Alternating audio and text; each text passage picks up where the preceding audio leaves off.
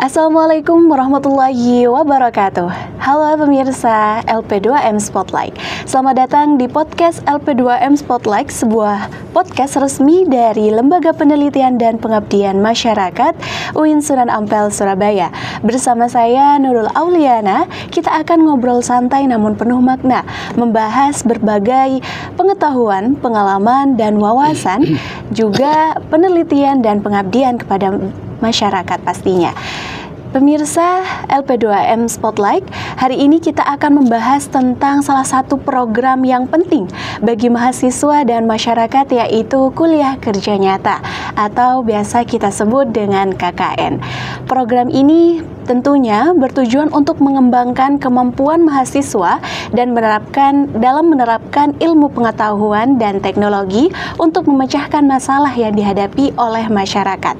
Dan dalam podcast ini kita telah menghadirkan narasumber yang akan membahas tentang praktis dalam pelaksanaan KKN UIN Sunan Ampel Surabaya 2025.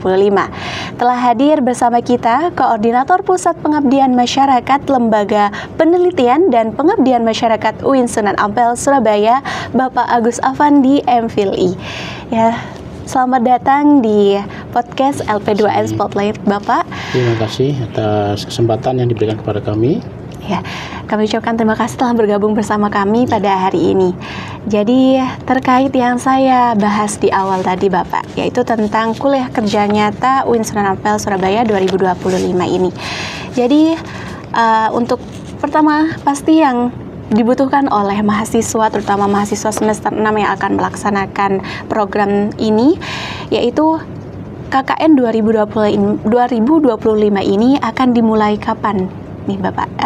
Susunan timelinenya mulai dari pembekalan, pelaksanaan, dan pelaporannya di akhir nanti.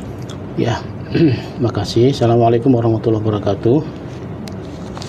Para mahasiswa UIN Sunan Ampel, khususnya yang akan mengikuti kuliah kerja nyata tahun 2025 semester 6 atau setelah semester 6 gitu.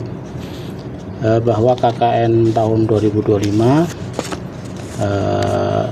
tentu ada perbedaan dengan KKN sebelumnya karena kita selalu berusaha untuk melakukan perbaikan gitu ya.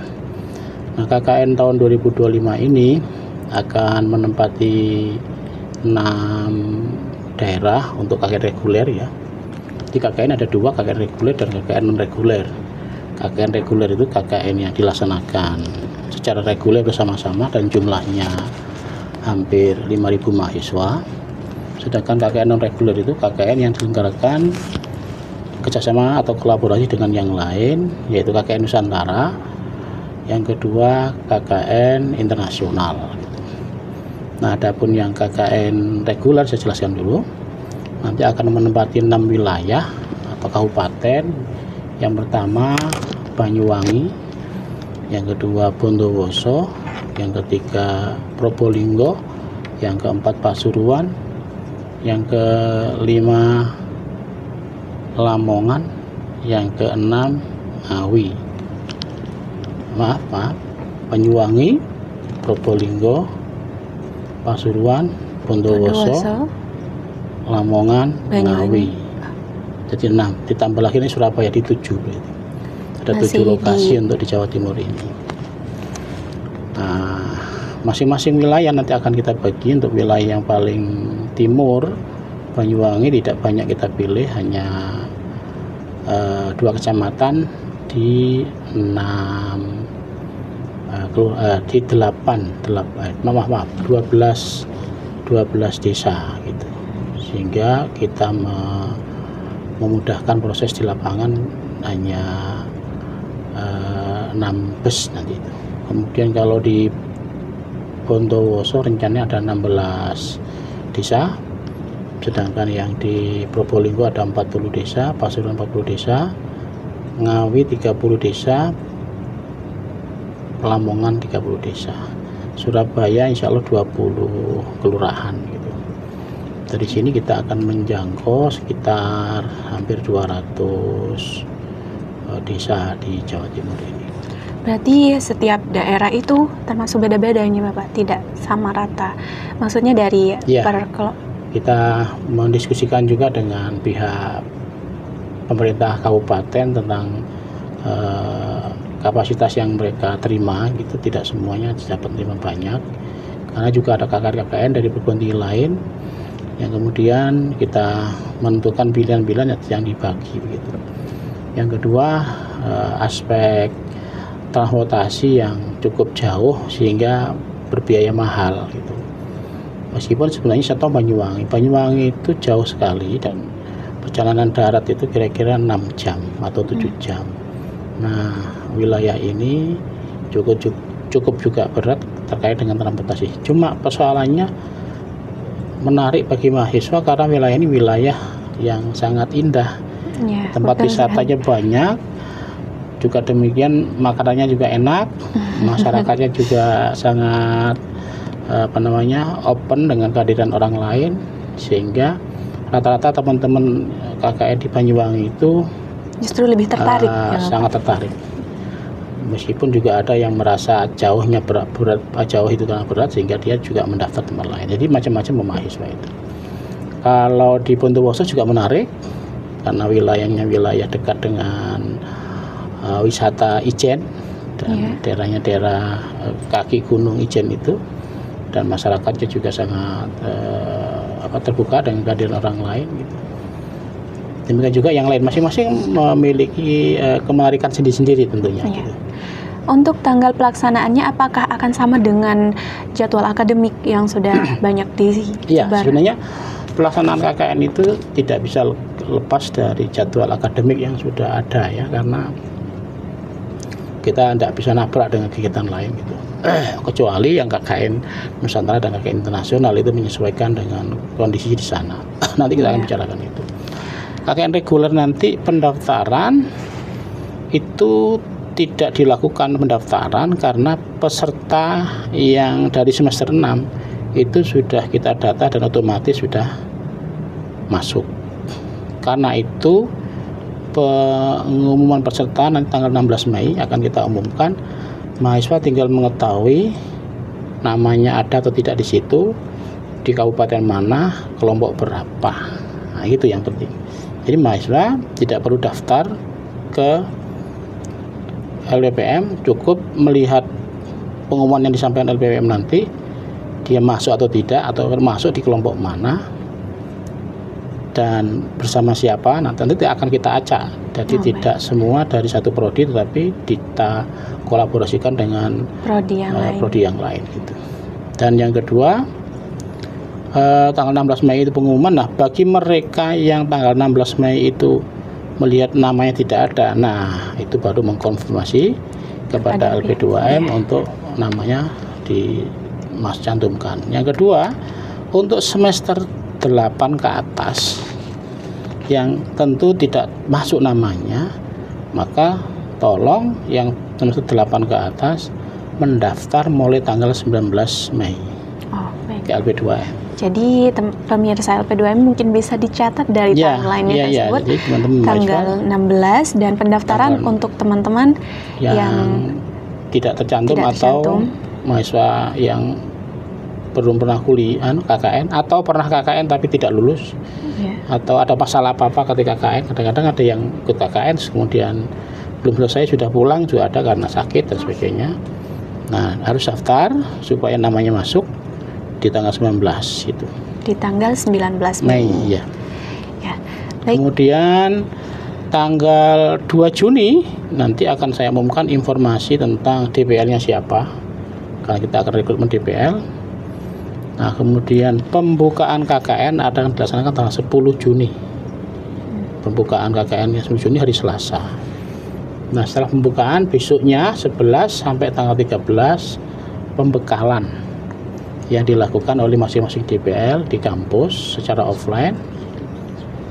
Pembekalan itu terkait dengan metodologi sampai bicara tentang teknis lapangannya gitu. Kemudian tanggal 14 Juni perwakilan mahasiswa bersama DPL melakukan observasi lokasi yang memungkinkan terjangkau ya. Kalau Banyuwangi cukup nanti kontak telepon atau apa. Kalau yang paling dekat seperti Pasuruan, Probolinggo, Lamongan, Ngawi bisa dilakukan menempuh ke sana bersama DPL-nya. Kemudian tanggal pemberangkatan itu tanggal 16 Juni. 16 Juni Pemberangkatan untuk wilayah yang dekat, yaitu Pasuruan, Probolinggo, Lamongan. Jadi tidak langsung satu hari tapi bertahap. Karena nggak cukupnya kampus kalau itu bertahap. Ada yang nanti jadwal pagi jam 6, ada yang jadwal agak siang jam 8. Yang paling jauh nanti untuk yang Ngawi itu berangkat pagi, sedangkan yang dekat seperti Pasuruan, Lamongan berangkat siang. Habis jam-jam 10 lah gitu. Nah, adapun untuk yang Banyuwangi dan Bondowoso termasuk juga yang Ngawi nanti yang saya umumkan di pengumuman berikutnya itu tanggal 17-nya, jadi hari keduanya. Nah, adapun penjemputan nanti akan dilaksanakan tanggal 24 dan 25 Juli. Ya, Juli. Yang dekat nanti dijemput tanggal 24, yang jauh akan dijemput tanggal 25 Juli. Jadi KKN kita 39 atau 40 hari totalnya. Adapun pelaporannya kalau sudah sampai di rumah nanti harus laporannya itu tanggal 5 Agustus. Jadi 1 minggu setelah KKN selesai, 1 minggu atau 10 hari setelah KKN pulang lah. Tanggal 25 sampai 5 Agustus kan 10 hari Pak. Iya. Betul. Berbicara tentang KKN yang non reguler tadi, apakah timelinenya akan sama Bapak dengan yang reguler atau mungkin ada tanggal khusus yang lain? KKN non reguler yang sudah kita pastikan mulai rekrutmennya itu adalah KKN internasional. Insya Allah tanggal 5 Mei besok akan kami umumkan untuk KKN internasional rekrutmennya. Jadi para mahasiswa bisa mendaftar di Google Form yang akan kita edarkan gitu melalui flyer gitu. Kemudian mahasiswa mengumpulkan berkas itu melalui Google Form tadi maksimal tanggal 19 Mei. Berarti ada jangka yang cukup lama, yaitu tanggal 5 Juni. Dari 5 Juni hingga 5 Mei sampai 19 Mei gitu ya. Berarti sekitar 14 hari nih, Pak, ya. 14 hari mahasiswa bisa melengkapi berkas yang harus dilengkapi diantaranya KRS, bukti dia IPK-nya 3,5 minimal, kemudian bukti-bukti dia punya keahlian bahasa Inggris atau bahasa Arab, ya TOEFL-nya paling tidak minimal 450 gitu. Kemudian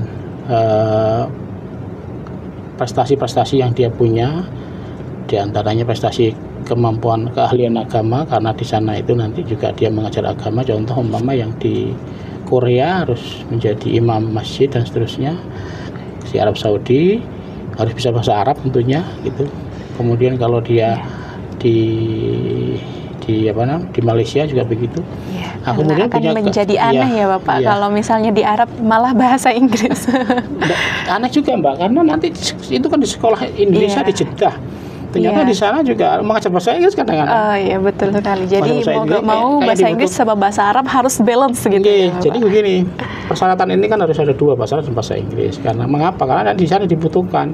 Contoh di Thailand, ternyata mahasiswa yang praktek di Thailand itu dan di sekolah atau di madrasah atau di pesantren. Di sana itu tuntutannya macam-macam. Kadang-kadang di sana dituntut untuk mengajar bahasa Indonesia. Dia menarik. Ada itu mengajar bahasa Arab. Nah, kalau mahasiswa tidak bisa bahasa Arab kan nggak bisa mengajar bahasa Arab gitu. Jadi situasinya belum kita tahu di sana seperti apa. Gitu. Nanti rencana begini, lokasi KKN internasional itu ada 5 tempat nggak salah. Satu di Arab Saudi. Kebutuhannya nanti insya Allah 4 orang. Yang kedua di Thailand insya Allah 10 orang. Di Malaysia 10 orang. Kemudian rencana kemarin Brunei, tapi sampai sekarang Brunei belum jelas, sehingga akan kita alihkan ke Filipina. Filipina. Kemudian kita alihkan lagi ada satu Korea. Korea. Menarik sekali Bapak. Beda dari tahun yang lalu, yang mana beda, tahun lalu kita itu kembang lagi. iya, salah yang satunya lalu kita Brunei, Malaysia sama Thailand, Arab Saudi. Sekarang justru ada tambahan lagi Korea. Ya, Korea ini menarik karena di sana kan banyak orang-orang yang cantik-cantik kan gitu. Kalau anak-anak sekarang mungkin anak mau oplas di sana bisa sekali. Idola Korea kesukaannya teman-teman mahasiswa di sana malah Bapak ya. Iya, itu. Cuma nggak banyak, kalau nggak salah Korea nanti 4 orang ya, 4 orang di Korea. Sangat. Jadi informasi sangat menarik Islamic ini. Federation of Seoul Korea itu. Iya. Kemudian ada lagi nanti kemungkinan ya Australia Mbak, yaitu di Western Australia Barat yang kerjasama dengan perguruan tinggi Waichuk. Waichuk itu komunitas perguruan tinggi Australia Barat dengan komunitas perguruan tinggi Indonesia Jawa Timur yang ada kerjasama gitu. Nah nanti kira-kira 4 orang, jadi totalnya insya Allah ada 36 orang atau 26 orang ya. Nah 36 orang yang akan kita utus KKN internasional ini. Ini selain program fakultas masing-masing ya. Fakultas masing-masing juga ada mengutus-ngutus kan. Ada. Nah ini tidak, kita khusus untuk dari internasional community engagement istilahnya. Iya. KKN internasional yang akan diselenggarakan untuk tahun ini di banyak lokasi itu. Ini kita beruntung loh ya. Untuk KKN kita itu masih dapat dilaksanakan karena dana pelaksanaan KKN itu ternyata kita tidak potong. Nah, adapun yang perguruan tinggi lain rata-rata mengalami kesulitan sehingga KKN-nya KKN mandiri yang banyak. KKN mandiri, KKN di sekitar kampus, KKN berbiaya sendiri semuanya. Nah, kalau KKN kami ini kita biayai, bukan berarti terus mahasiswa free, enggak juga. Untuk KKN reguler yang kita biayai itu adalah transportasi dari kampus ke lokasi. Kita adakan penyewaan bus dan itu tidak bayar mahasiswa. Ada pun disediakan dari kampus dan itu dari dana negara. Nah, persoalannya di sini kadang mahasiswa berangkat sendiri bawa sepeda motor. Tapi kalau jika seperti itu apa dibolehkan Bapak? Boleh saja asalkan tidak nagih kami untuk ganti bensin. Kenapa? Karena nggak mungkin uang negara yang dapat dibayarkan melalui skema tadi. Iya. Jadi pengadaan jasa angkutan itu ada aturan negaranya melalui bagian umum yang itu pihak armada itu melakukan tender kampus kita dari berbagai macam armada yang kemudian yang diterima itu yang paling murah tentunya yang paling bagus dan itu tidak bisa diecer kan dananya dari negara langsung ke armada itu. Apakah bakal sama untuk KKN yang non reguler terutama yang internasional itu tadi Bapak? Kecuali seperti fasilitas non reguler itu juga dapat transport dari kampus dari Surabaya ke lokasi pesawat PP itu akan kita tanggung. Sama juga sama dengan KKN reguler yang kendaraan dari kampus ke lokasi gitu. Hanya transport kotanya yang kadang-kadang kesulitan kita membiayainya karena kadang-kadang lebih mahal di transport lokalnya daripada pesawatnya. Iya, jadi hal itu bisa ditanggung sendiri Bapak ya. Untuk fasilitasnya mungkin apakah ada penjaminan dari kampus seperti kayak mungkin living cost-nya atau dari makanan? Tentu tidak karena mahasiswa ini tidak membayar secara khusus di UKT yang dicicil seperti di kampus lain. Di kampus lain itu kan ada seperti di UNER itu setiap semester dia membayar ada tambahan untuk KKN. Oh. Ya, jadi memang UKT-nya 5 juta gitu, dia nyicil KKN 300 ribuan gitu. Selama 6 semester 300 ribu kali 6 kan ya lumayan banyak kan. Ya, justru lebih efektif ke mahasiswanya. Ya ketika pas semester 6 dia KKN itu yang dia sudah punya pegangan. Kali 6 tadi diberikan kepada dia. Nah, kampus kita tidak. Kenapa? Karena kebijakannya beda tentunya gitu. Yeah. Sehingga living cost, kegiatan sebagainya itu ditanggung oleh mahasiswa sendiri. Untuk KKN yang selain KKN internasional atau KKN Nusantara yang seperti Bapak jelaskan tadi, yang Nusantara itu teknisnya seperti apa? Belum. Yang Nusantara ini lagi nih. KKN Nusantara ini biasanya kolaborasi antar perguruan tinggi PTKI se-Indonesia. Tahun yang lalu diadakan di Kuningan, Jawa Barat. Panitianya UIN Sunan Gunung Jati itu. Tahun sebelumnya di Toraja, panitianya YIN Parepare. Nah, tahun ini belum diputuskan di mana. Di samping memang kondisi YIN dan UIN se-Indonesia ini lagi ada persoalan tadi itu efisiensi, sehingga nampaknya masih belum terang, dalam tanda petik gelap. KKN Kolaborasi Nusantara ini. Alhamdulillah untuk kita punya program KKN Nusantara juga, tapi kerjasamanya dengan lembaga swadaya masyarakat LSM. Yang LSM ini bergerak di bidang pelestarian keanekaragaman hayati dan pelestarian hewan-hewan langka, namanya YARI gitu. YARI ini punya dampingan di Ketapang, Kalimantan Barat, Kabupaten Ketapang Kalimantan Barat, dan saya pikir di Banyuwangi. Ketapang. Bukan, Ketapang Kalimantan Barat, Kabupaten sana. Ya. Yang nanti di sana kita akan bekerjasama dengan perguruan tinggi lain, dari Tanjung Pura, dari UIN Kalijaga, dari UI dan sebagainya, yang nanti di sana akan mendampingi di 8 desa di 3 kecamatan di Kabupaten Ketapang Kalimantan Barat. Nah, ini nanti kita akan upayakan mudah-mudahan jadi, dan kami akan melakukan observasi dengan Ibu Kapus Gender, karena kerjasamanya Kapus Gender dengan YARI tadi itu. Nah, tadi sudah saya lakukan Zoom dengan pihak dari YARI dan insya Allah akan dilaksanakan. Nah, waktunya kapan? Insya Allah ya tidak jauh beda dengan yang reguler, atau minimal mundur sedikit lah. Karena kondisi lain itu KKN-nya juga mundur kebanyakan. Jadi bakal ada persyaratan atau pendaftaran khusus juga berarti? Ya sama karena yang kita kirim nanti paling tidak hanya 16 orang untuk yang KKN Nusantara itu. Nah, yang nanti sisa 4 itu yang kita gunakan untuk KKN Nusantara yang kerjasama dengan kondisi lain. Ya. Terkait tentang program kerja ya Bapak, secara general sebenarnya adakah tema khusus untuk program kerja yang diwajibkan atau laporan yang diwajibkan untuk mahasiswa yang melaksanakan KKN ini? Jadi KKN kita itu satu punya keunggulan yang namanya metodologi. Ya, kita punya metodologi yang banyak bukan lain belajar ke kita gitu. Satu, metodologi yang sudah lama kita punya. Nah, sejak tahun 2005 namanya Participatory Action Research, metodologi yang menjelaskan tentang bagaimana teknik-teknik kita melakukan riset sampai akhirnya kita membuat program dan melaksanakan program sampai kita mengevaluasinya. Itu namanya metodologi PAR atau Participatory Action Research. Yang kedua, metode ABCD, Asset Based Community Development. Metode ini lebih mengutamakan pada analisis potensi masyarakat atau aset masyarakat. Yang ini juga menjadi keunggulan kita dan banyak kampus-kampus belajar kepada kita. Yang ketiga, Community Based Research, yaitu proses riset bersama komunitas yang dilakukan sejak awal sampai akhir, basisnya riset bersama komunitas yang juga tujuannya untuk perubahan sosial.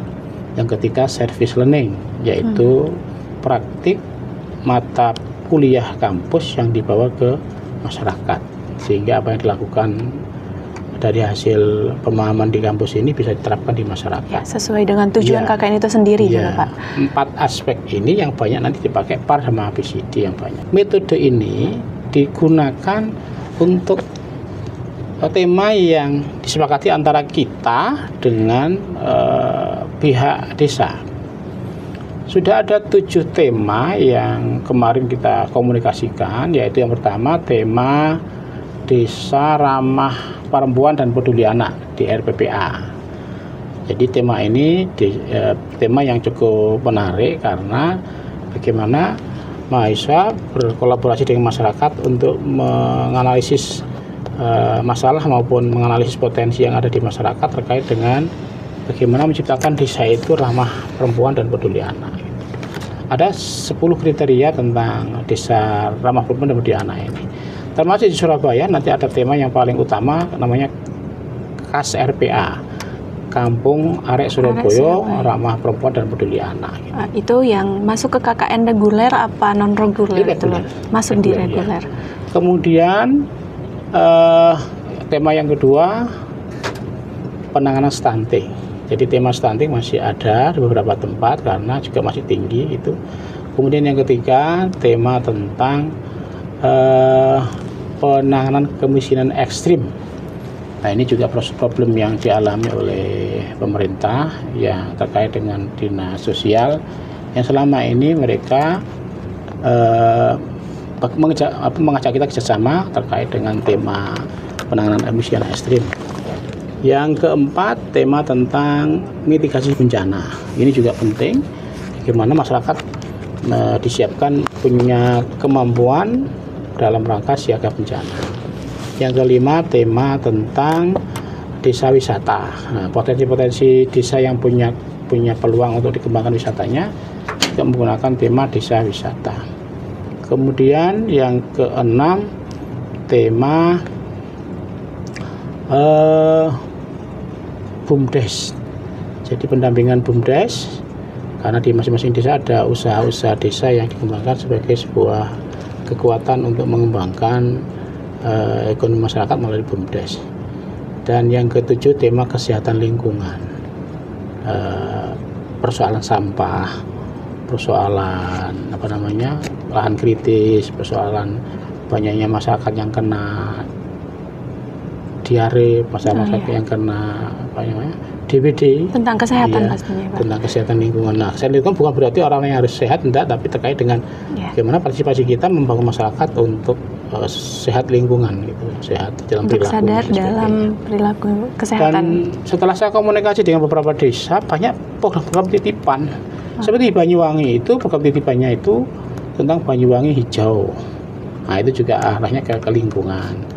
Kemudian ada juga di beberapa kecamatan di Banyuwangi seperti di Kecamatan Gelaga, camatnya minta ada tema-tema yang sesuai dengan asta citanya Pak Prabowo, yaitu pembuatan koperasi desa, koperasi merah putih itu loh. Ya, kemudian betul. Program hilirisasi produk pertanian, itu.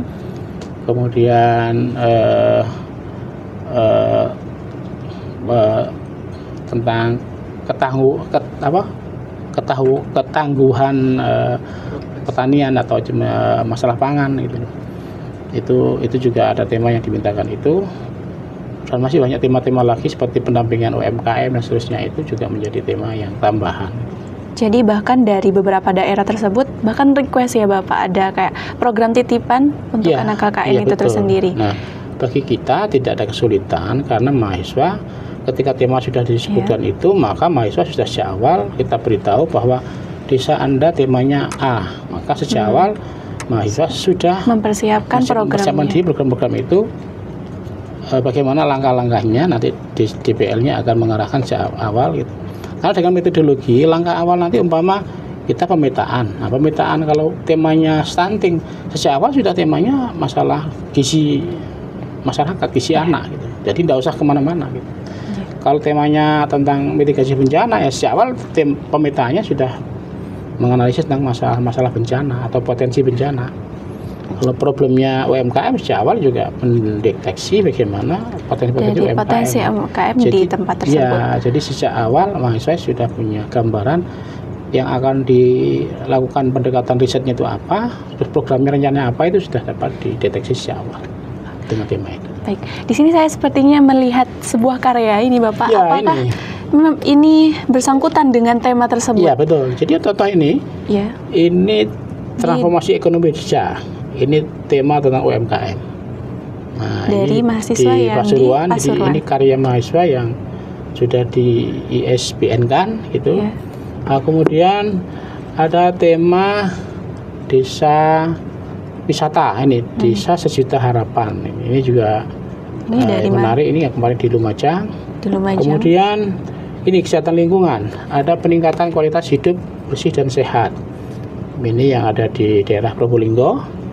Nah, ini juga menarik. Nah, kemudian ini ada kita kolaborasi dengan IAIN Madura tahun yang lalu. Ini profil desa Poteran ini. Jadi di Madura khusus 1 bulan itu melakukan pemetaan pendataan spasial dan sosial. Kemudian hasilnya adalah Dibukukan. profil desa secara detail ini mulai iya. gambar dan sebagainya, dan data sosialnya lengkap. Ini profil desa di 6 desa di Kabupaten Sumeneb kemarin itu. Nah, demikian juga ini yang KKN di Thailand, hasilnya dapat dalam bentuk buku yang menarik juga. Contoh ini Bring the Unity to Cultures. Ini juga teman-teman bisa kreatif membuat buku-buku karya dari hasil KKN yang dilaksanakan baik di reguler maupun non reguler. Untuk karya lain selain yang ada di sini? Ya, selain ini juga ada karya yang dituntut oleh kampus, yaitu jurnal. Jadi kadang-kadang satu kelompok itu bikin 2 atau 3 jurnal gitu, karena temanya juga bisa menarik, yang harus disubmit di Sinta minimal Sinta 5 gitu. Kemudian ada lagi bagian membuat video dokumenter atau video komunitas dari hasil proses dia lapangan mulai masuk sampai sampai selesai. KKN selesai, itu bagaimana dia gambarkan prosesnya sejak awal sampai akhir. Oh begitu ya Bapak. Jadi itu KKN yang nah teman-teman jangan khawatir, nanti akan kita latih, kita dampingi, bahkan DPL juga bahkan beberapa dokumen-dokumen yang sudah ada ini teman-teman juga bisa minta, nanti kita beri bagaimana contoh-contoh pelaksanaan KKN, contoh-contoh laporannya, contoh-contoh filmnya, contoh jurnalnya dan sebagainya. Yang penting kan tidak plagiasi ya, tidak niru persis itu, tapi tentu ada ide-ide baru dari hasil-hasil teman-teman riset di lapangan, melaksanakan program, hasil program kemudian analisis, jadilah tulisan dan karya yang memadai. Saya kira kalau dikerjakan bersama insya Allah mudah, apalagi satu kelompok nanti minimal 25 mahasiswa. Oh iya, betul. Itu apakah nanti sama rata 25 atau mungkin dari teman-teman kan kadang biasanya Bapak ditempatkan di Pasuruan tapi ternyata teman-teman tidak berkenan di Pasuruan, itu apakah bisa di switch dengan teman-teman yang di daerah lain? Itu juga menjadi masalah kita ya. Jadi teman-teman tidak mau di tempat itu alasannya ini itu. Itu sebenarnya bagi kami jadi masalahnya datanya harus merubah kan gitu. Iya. Urusannya kan dengan perizinan. Iya betul. Jadi hari ini saya sudah ngurus izin ke pihak Kesbang Pol Kabupaten, dan masing-masing kita itu memasukkan jumlah nama-nama yang akan KKN di situ. Terdata di situ, karena itu ketika nama dipindah kan kita harus mengubah nama itu ke kabupaten lain yang rumit itu loh. Iya. Jadi sejak awal ketika pengumuman itu disampaikan, kalau dia mau pindah syaratnya boleh dengan syarat ada alasan yang sangat penting, yang logis, yaitu mama dia sakit gitu. Iya. Maka dia menunjukkan. Nah, yang kedua syaratnya harus ada yang dapat ditukar.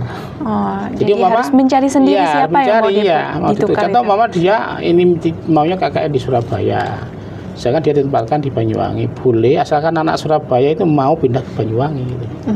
Supaya di sana tetap tidak kosong gitu. Jadi tidak serta-merta untuk pindah ya Bapak ya. Tapi harus ada persyaratannya juga yang seperti ada alasan khusus dan alasan penting yang logis pastinya. Dan tadi sempat saya highlight tentang yang mahasiswa di atas semester 6 ya, atau yang tidak lulus di KKN pada semester 6. Jadi sebenarnya KKN ini Bapak, apakah di bawah semester 6 juga bisa mengikuti?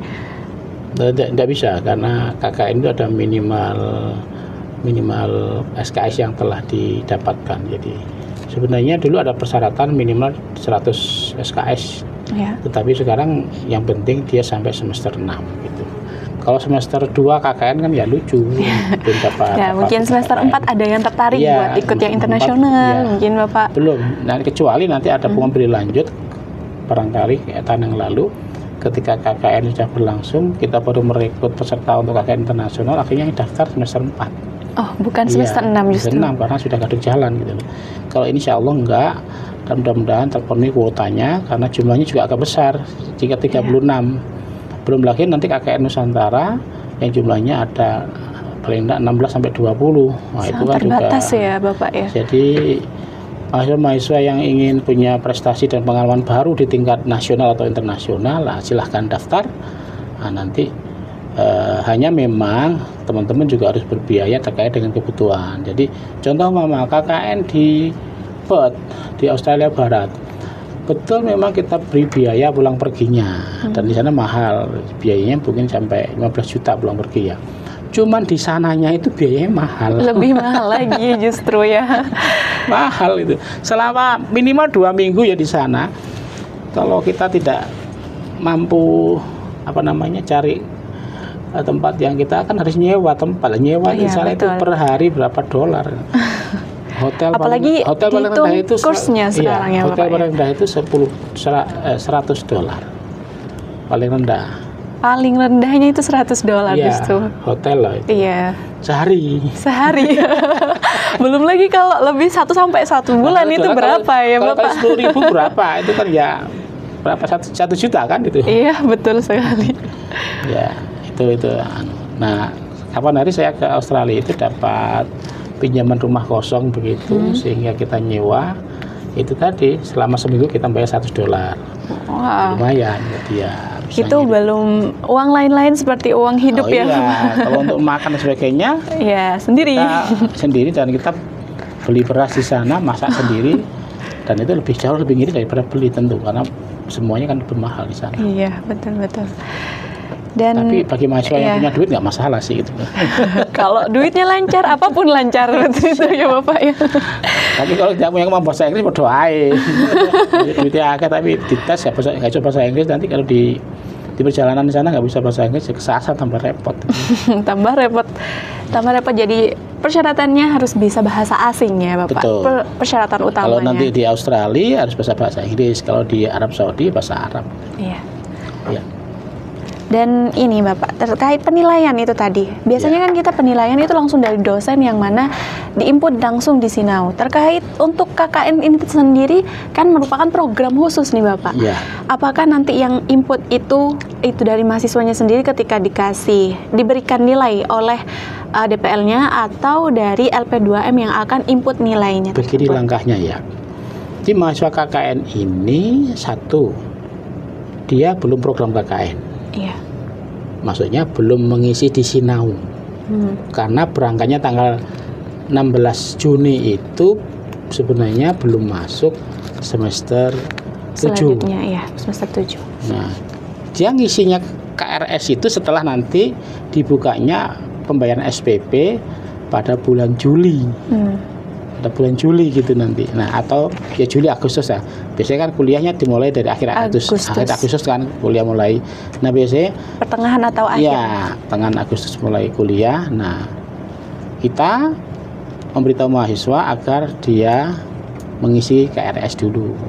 Memprogram KKN gitu loh. Jangan lupa harus memprogram KKN. Kalau enggak ngapain nanti diisi nggak bisa juga, nggak keluar gitu loh. Satu, memprogram KKN. Karena itu mahasiswa setelah KKN tidak boleh cuti. Ini yang harus tidak boleh cuti. Kalau cuti kan nggak bisa ngisi KRS, hilang gitu loh. Nah, diusahakan teman-teman jangan cuti setelah KKN. Kalau sampai nggak bisa bayar SP dan sebagainya, ya piye lah caranya, utang-utang tak piye gitu. Kasihan nanti daripada dia harus KKN lagi gitu. Yang kedua, setelah KKN teman-teman harus setelah bayar SPP segera mengisi KRS dengan program KKN harus ada. Yang ketiga, setelah itu mengisi biodata di kolom KKN _PPL _magang. Oh ya. Nah, jadi satu ada di situ. Iya. Jadi ada di situ magang, KKN, PPL sebagainya. Nah, nanti ngisi tentang data yang telah dia dapatkan itu.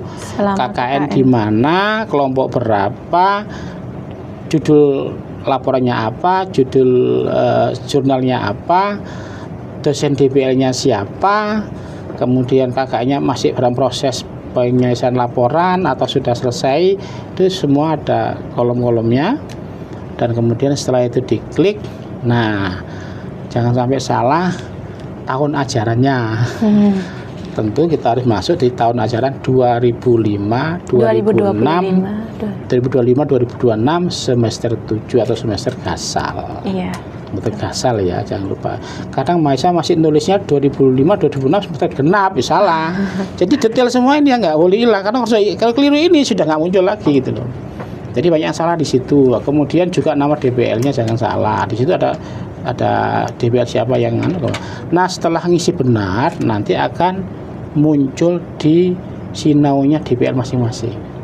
Nah, DBL masing-masing kemudian mengeksekusinya, memberi nilai, dan kemudian mengupload. Maka muncullah nilainya itu. Kadang muncul itu hanya satu aspek nilai belum lengkap. Nah, akhirnya perlu dibenahi lagi. Nah, konsultasinya kemana? Konsultasinya kepada DBL. Jadi DBL nanti akan mengarahkan bagaimana ngisinya dan sebagainya. Nah, ternyata kalau umpama sampai DBL nggak bisa, nah baru nanti kita konsultasi lewat grup di di LP2M, mana nanti ketua kelompok atau koordinator kelompok kordesnya itu akan saya buatkan grup seluruh Winsa sehingga nanti bisa tanya jawabnya lewat ketua kelompoknya itu.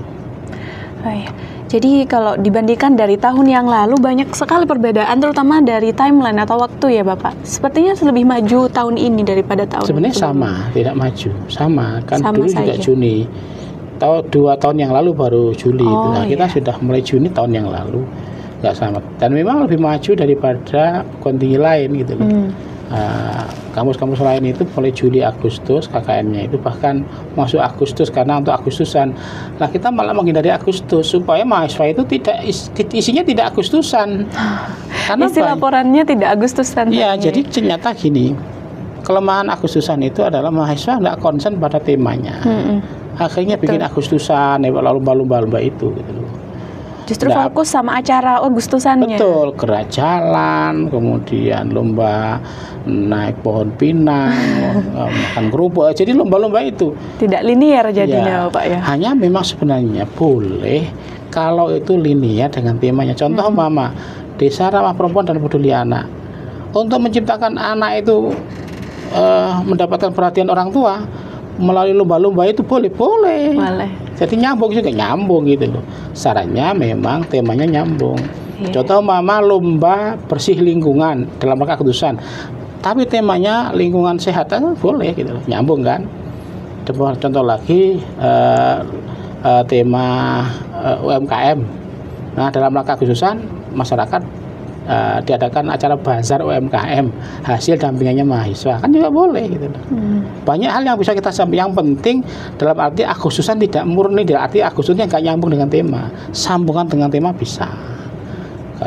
Jangan disambung-sambungin tapi ya Bapak. Disambung-sambungin, tapi jangan sekedar bikin kegiatan Agustusan yang nggak nyambung gitu. Tadi contohnya Mama lomba bersih lingkungan dalam rangka Agustusan, kan temanya lingkungan, nah nyambung gitu.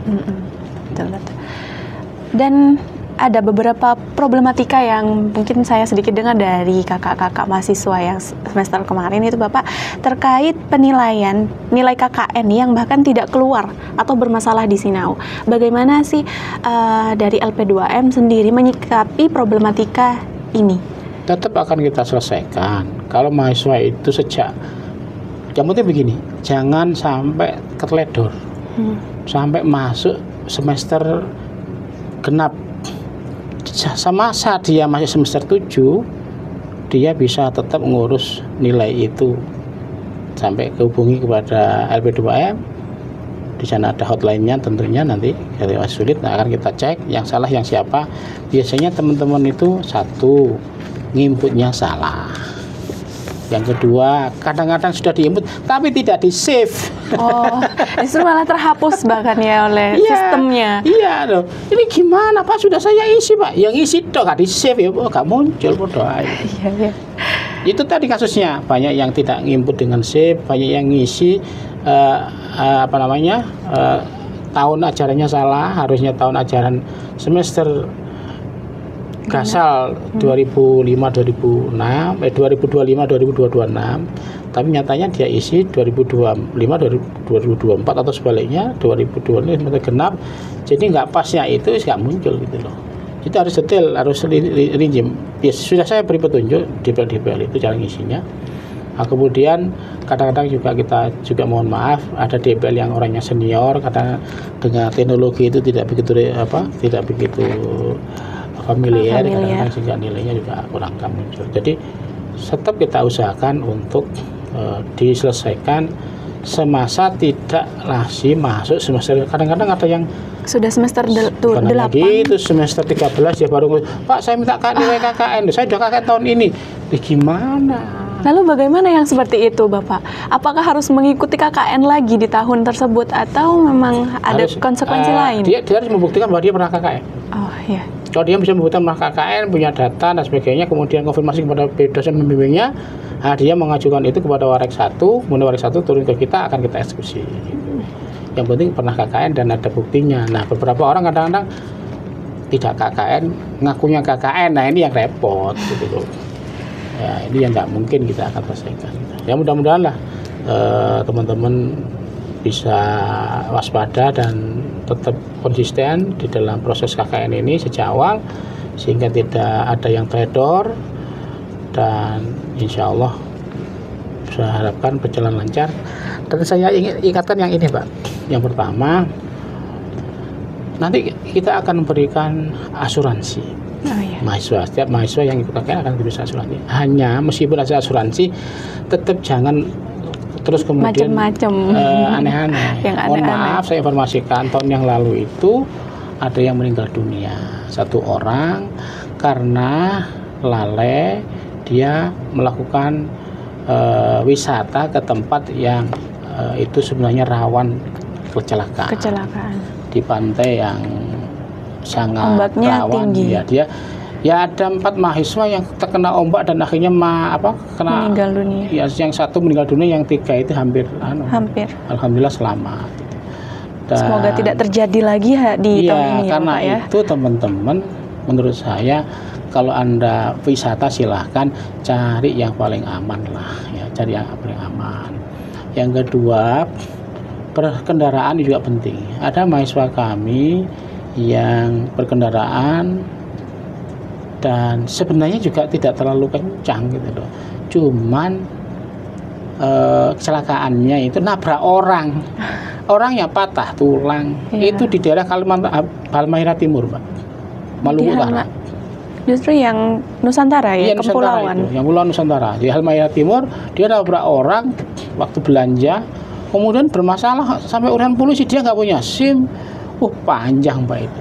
Panjang. Sampai mau pulang nggak boleh pulang, dia akan harus selesaikan urusannya dulu. Kasihan juga. Nah, akhirnya karena ini urusannya dengan bupati, maka diambil alih oleh bupati. Udah, ini urusannya dengan saya. Mahasiswa boleh pulang sekarang. Alhamdulillah. Karena itu KKN kita waktu di Halmahera Timur itu memang diundang oleh Bupati Halmahera Timur. Ketika ada masalah itu, saya selesaikan lihat. Dia oleh minta ganti rugi hampir 50 juta atau berapa gitu, karena dia patah tulang gitu. Dan kalau patah tulang itu persoalannya tidak bisa ditangani di kabupaten setempat, harus ke Ternate lah. Ke Ternate itu biayanya luar biasa, perjalanannya juga berat. Saya kan mengalami betul bagaimana harus naik speedboat dulu dari Ternate ke itu selama 1 jam. Setelah itu jalan darat selama 5 jam. Semua transportasi bahkan ya Bapak, dari udara, darat, dan laut. Iya, itu luar biasa. Luar biasa. Nah, apa nanti ini yang menarik ya bagi anak-anak yang memang tertantang untuk KKN Nusantara, nanti naik kendaraan seperti itu menjadi menarik juga. Rencana nanti ke Ketapang itu juga begitu, nanti naik kendaraan pesawat, mungkin turun di Pontianak, naik kapal feri ke Ketapang, kemudian naik jalan darat lagi gitu.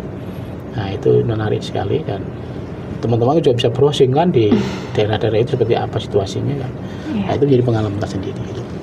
Satu lagi nih Bapak, untuk teman-teman yang seperti tahun lalu itu pas ada yang melakukan ibadah haji ketika KKN, itu apakah ada pengganti atau mungkin di program lain oleh LP2M sendiri?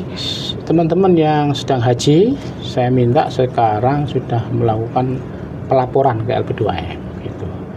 Jadi kan mungkin haji nggak bisa ditunda kan, karena dia memang sudah daftar sejak itu dan sekarang sudah dapat panggilan, ya berangkat saja. Sarannya tolong teman-teman untuk melakukan pelaporan ke LP2M, sehingga nanti akan kita buat KKN di luar reguler, yaitu KKN tambahan. Nanti tentu di Surabaya nanti bisa saya gabungkan dengan berbagai banyak teman-teman yang sedang haji, gitu. Pulang haji tetap bisa KKN. Jadi sudah di program khusus ya, jadi buat teman-teman. Mungkin lapor sehingga nanti bisa kita atur jadwalnya supaya dia bisa KKN. Ya, untuk terakhir ini Bapak, apa saja kiat-kiat untuk mempersiapkan KKN bagi teman-teman mahasiswa, calon mahasiswa KKN ini? Mungkin ada kiat-kiat khusus dari Bapak teman-teman sendiri yang mungkin bisa kita bantu. Contoh umpama kalau dia punya penyakit yang tidak mungkin di tempat-tempat yang dingin ya, mungkin dia harus segera lapor sehingga kita bisa sediakan di tempat yang panas atau sebaliknya gitu loh. Kemudian teman-teman yang trauma apa mungkin, jadi kita akan layani sesuai dengan kemampuan kita itu terkait dengan persoalan itu. Maka siapkan kesehatan. Kalau di lapangan nanti tentu harus membawa beberapa obat-obat yang memang dia harus konsumsi gitu. Kemudian yang kedua tentu biaya di lapangan, nanti ada living cost, ada kebutuhan proses di lapangan, ada urunan untuk kegiatan dan sebagainya, sediakan ya supaya nanti tidak terjadi kesulitan. Di wilayah yang justru agak jauh seperti di Bondowoso, Banyuwangi, Probolinggo, Ngawi, itu biasanya agak murah justru. Yang agak mahal itu justru yang dekat-dekat itu. Surabaya apalagi. Justru yang dekat dengan Surabaya. Teman-teman kan banyak royoan minta di Pasuruan. Iya. Nah, Pasuruan itu mahal. Justru malah yang lebih jauh yang justru lebih murah ya Bapak. Iya. Saya nggak mesti juga di Banyuwangi juga mahal karena daerah wisata. Wisata. Iya, tapi tentu ada daerah yang gratis juga ada. Ya kebetulan itu daerah-daerah ada keluarga. Kan yang penting bagaimana lobby-lobbynya saja gitu loh. Saya upayakan daerahnya daerah yang tidak rawan kriminal gitu. Kemarin tahun yang lalu kita ada di daerah rawan kriminal, kemudian mahasiswa setelah di lapangan takut dan kita minta ganti lokasi juga pernah saya lakukan. Nah, untuk tahun ini saya sudah upayakan ada daerah-daerah yang tidak rawan sehingga teman-teman aman di lapangan. Jaga kesehatan, jaga mentalitas. Dan yang penting teman-teman kerjasamanya yang baik dengan teman, jangan kerjasama tim timnya itu jangan merasa paling hebat prodinya sehingga di lapangan ego banget gitu. Biasanya anak-anak yang merasa masa depannya hebat itu kemudian sangat sombong. Janganlah, kita di lapangan saling membutuhkan, karena itu kerja tim harus dibangun, pukul sama rata, iya, sama-sama punya keadilan sama bekerja. Insya Allah kalau kerja bersama itu akan ringan sama dijinjing, berat sama dipikul gitu, sehingga semua akan jalan. Suksesnya teman-teman di lapangan juga sukses kami di LPPF, juga suksesnya UIN sudah nampel gitu ya. Yang terakhir begini, teman-teman ke lapangan itu adalah dutanya kampus. Salah satu upaya kita promosi kampus itu adalah menghadirkan mahasiswa KKN itu. Karena itu teman-teman harus menjaga nama hebatnya UINSA di lapangan ya. Jangan seenaknya sendiri. Tata krama kita sebagai orang UIN orang yang Islami kan harus ada I-nya kita itu, Universitas Islam Negeri, berbackground Islam. Iya, karena itu tetap dijaga etika, akhlakul karimah. Wayai jamaah ya sholat jamaah. Terus jangan laki perempuan itu bebas sholat. Perempuan juga harus pakai tutup aurat, jangan di luar itu dibuka-buka auratnya.